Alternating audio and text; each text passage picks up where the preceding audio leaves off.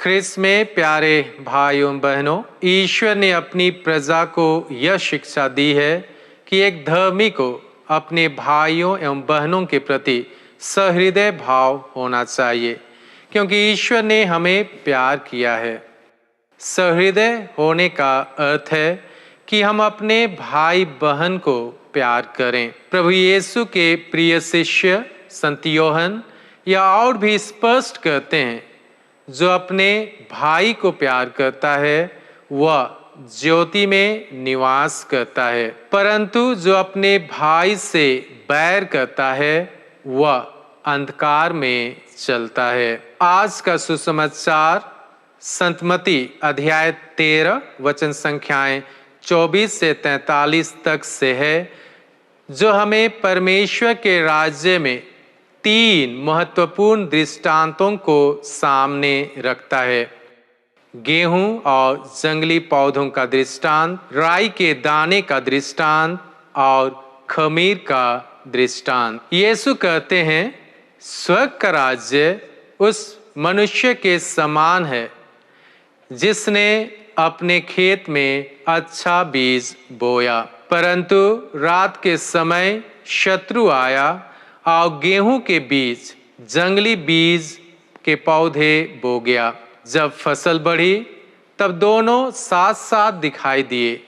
नौकरों ने पूछा, क्या हम जंगली पौधों को उखाड़ दें? परंतु स्वामी ने कहा, नहीं, ऐसा ना हो कि जंगली पौधों को उखाड़ते समय तुम गेहूं भी उखाड़ डालो। दोनों को कटनी तक साथ साथ बढ़ने दो। यह दृष्टांत हमारे जीवन का वास्तविक चित्र प्रस्तुत करता है। संसार में अच्छाई और बुराई दोनों साथ साथ मौजूद हैं। हमारे परिवारों में, समुदायों में, समाज में, चर्च में और यहाँ तक कि हमारे अपने हृदय में भी कभी कभी दोनों का संघर्ष चलता रहता है। आज के दृष्टांत के मुख्य चिंतन बिंदु है कि परमेश्वर धैर्यवान है। हम अक्सर चाहते हैं कि बुराई का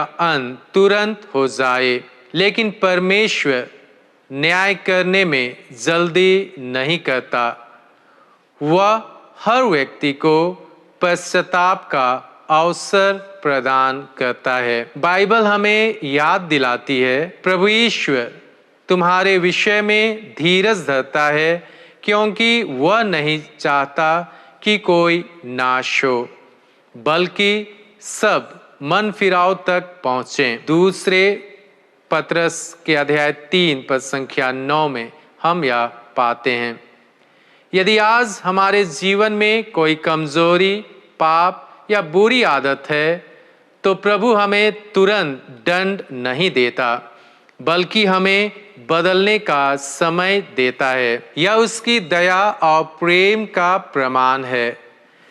खोई हुई भेड़ का दृष्टांत भी प्रभु ईश्वर के धैर्य को प्रस्तुत करता है। यदि किसी के पास 100 भेड़ें हैं और उनमें से एक भी खो जाता है, तो वह 99 भेड़ों को जंगल में छोड़कर उस खोई हुई भेड़ को तब तक खोजता है जब तक कि वह उस भेड़ को नहीं पाता। धर्मग्रंथ कहता है, स्वर्ग राज्य में 100 धर्मी की अपेक्षा एक पापी के मन फिराव पर आनंद मनाया जाएगा। आज के दृष्टांत से दूसरा चिंतन का बिंदु है अपने हृदय रूपी खेत की जांच करना। आधुनिक दुनिया में हर व्यक्ति हर वक्त बदलाव चाहता है। कभी ऐसा लगता है कि सब कुछ अच्छा है, सर्वत्र शांति है, सभी लोग सुखी हैं, लेकिन दूसरे ही क्षण हम महामारी में, बाढ़ के द्वारा, अकाल जैसे नैसर्गिक त्रासदियों की खबरें सुनकर भयभीत हो उठते हैं। आज प्रश्न यह नहीं है कि संसार में कितनी बुराई है, बल्कि यह है कि मेरे हृदय में कौन सा बीज बढ़ रहा है? क्या मेरे भीतर प्रेम बढ़ रहा है या घृणा? क्या क्षमा बढ़ रही है या बदला? क्या नम्रता बढ़ रही है या अहंकार? संत पौलुस कहते हैं अध्याय 5 के पद संख्या 22 और 23 में, आत्मा का फल प्रेम, आनंद, मेल, धीरज, भलाई, विश्वास योग्यता, नम्रता और संयम है, जो गलातियों के पत्र अध्याय 5 में हम पाते हैं। यदि ये फल हमारे जीवन में दिखाई देते हैं तो हम सचमुच परमेश्वर के अच्छे बीज हैं। हमारा हृदय ईश्वर का निवास स्थान है, जहां पे वे चाहते हैं कि प्रेम फले फूले, लोग अच्छाई में जीवन बिताएं। नबी एजेकियल इसीलिए ईश्वर के मनोभावों को हमारे सामने रखते हुए कहते हैं, क्या मैं दुष्ट की मृत्यु से प्रसन्न हूं? क्या मैं नहीं चाहता कि वह अपना मार्ग छोड़ दे और जीवित रहे? ईश्वर हम सबों को हर दिन हर पल बदलाव की ओर ले जाना चाहते हैं। आज के दृष्टांत राई के दाने के द्वारा जो तीसरा चिंतन का बिंदु है वह है, यीशु मसीह कहते हैं स्वर्ग का राज्य राई के दाने के समान है, जिसे किसी मनुष्य ने लेकर अपने खेत में बोया। राई का दाना बहुत छोटा होता है, लेकिन समय आने पर वह बड़ा वृक्ष बन जाता है। हमारे छोटे छोटे अच्छे कार्य भी परमेश्वर के राज्य का निर्माण करते हैं। एक छोटी सी प्रार्थना, एक मुस्कान, एक गरीब की सहायता, किसी को क्षमा करना, किसी निराश व्यक्ति को आशा दे, बीमार व्यक्तियों से मिलने जाना, ये छोटे कार्य हमारे लिए छोटे हो सकते हैं, लेकिन परमेश्वर की दृष्टि में ये बहुत बड़े हैं।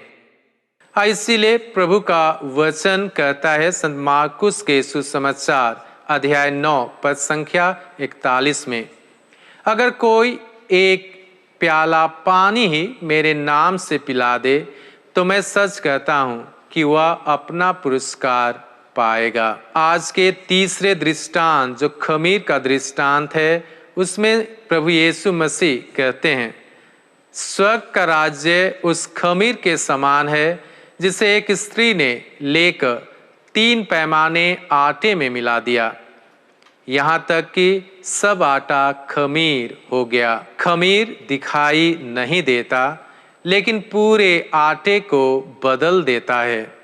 उसी प्रकार एक सच्चा मसीह, एक सच्चा व्यक्ति, एक सच्चा ख्रिस्तीय अपने परिवार, समाज और कार्यस्थल में सकारात्मक परिवर्तन ला सकता है। हमें संसार जैसा बनने के लिए नहीं बुलाया गया है, लेकिन संसार मसीह जैसा बनने के लिए बुलाया गया है। यीशु ने कहा तुम संसार की ज्योति हो, संत मत्ती अध्याय 5 पद संख्या 14। एक छोटी सी दीपक भी रास्ते को प्रकाशमान कर सकती है। अतः आइए आज के वचनों को आत्मसात करते हुए जीवन जीने का प्रयास करें। आज का सुसमाचार हमें धैर्य, विश्वास और आशा में जीवन जीने सिखाता है। परमेश्वर धैर्यवान है। परमेश्वर छोटे कार्यों से बड़े परिणाम उत्पन्न करता है। परमेश्वर हमारे जीवन को खमीर की तरह संसार के लिए आशीर्वाद बनाना चाहते हैं।